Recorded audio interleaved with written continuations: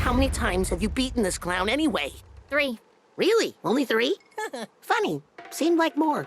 Hello, everybody. Max Scoville and Jonathan Dornbush here to talk about the return of a familiar face. I am talking about Crash Bandicoot. He's back, baby. Jonathan, what's up with Crash 4?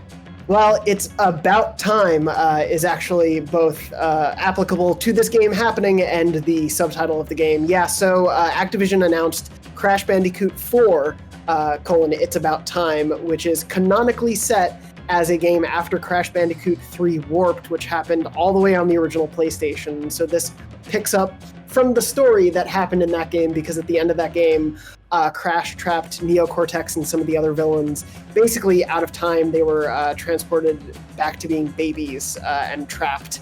And so this game picks up after that happened, and Neo Cortex is back and causing time-related mayhem, and it's up to Crash and Coco to help stop that from happening.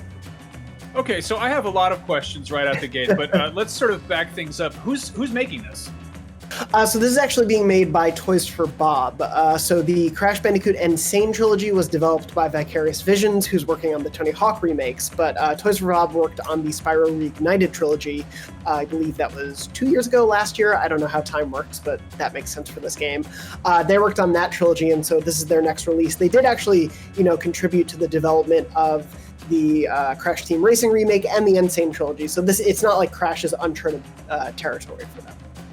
No, it sounds like it's definitely in good hands.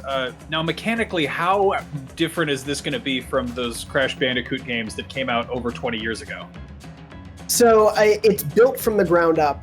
This is, they're not basing it on old code necessarily or anything like that. This is something that Toys for Bob is building from scratch as a brand new proper game. And so it's meant to definitely feel like that. I spoke with one of the developers on the game, and they were very adamant about, in their minds, Crash is all about precision and timing and really those difficult platforming challenges that you face. And so they're keeping the spirit of those original games, and there's going to be, the same perspectives we're used to, either running away from or toward the camera, side-scrolling platforming, all that sort of thing. But there will be new gameplay tricks that Crash has. There will be wall running, rail grinding, and a few other things that come into play, including 4 new masks that will give Crash different powers.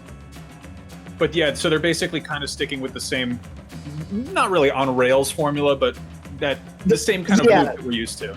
Yeah, the original 3 games, there have been later Crash games that happened that tried to open things up a little bit. This is not going open world. This is not changing the formula from these 3 games. It's very much, them saying this is Crash Bandicoot 4 is meant to evoke, hey, this is within the spirit of those 3 games. It just is coming 20 years later.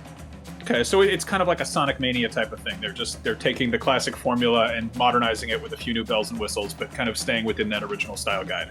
Yeah, pretty much. It's as I was saying, they built the gameplay from the ground up. It's a new art style, so it's not the Insane trilogy art style. It's a bit more cartoony. It seems almost more in line with the Reignited trilogy for Spyro, which they did, which I personally loved the art design of that. It was like a children's beautiful fantasy art book brought to life. So I totally trust them to do that with Crash, especially because this game is going to go to so many different time periods. I think they'll be able to play with the scenery a lot in really fun ways.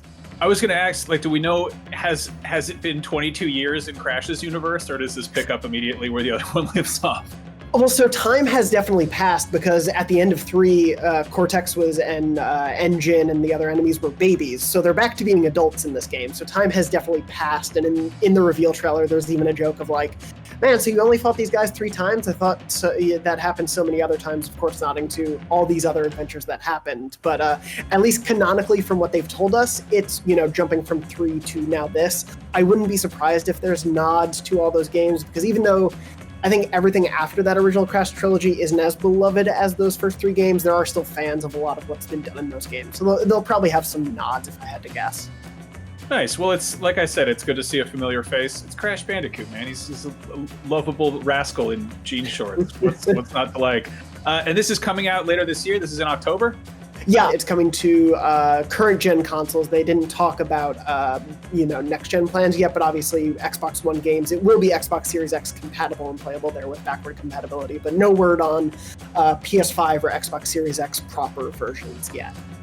Nice. Well, it seems like it's in pretty good hands, and I'm dying to see that old Bandicoot back in action.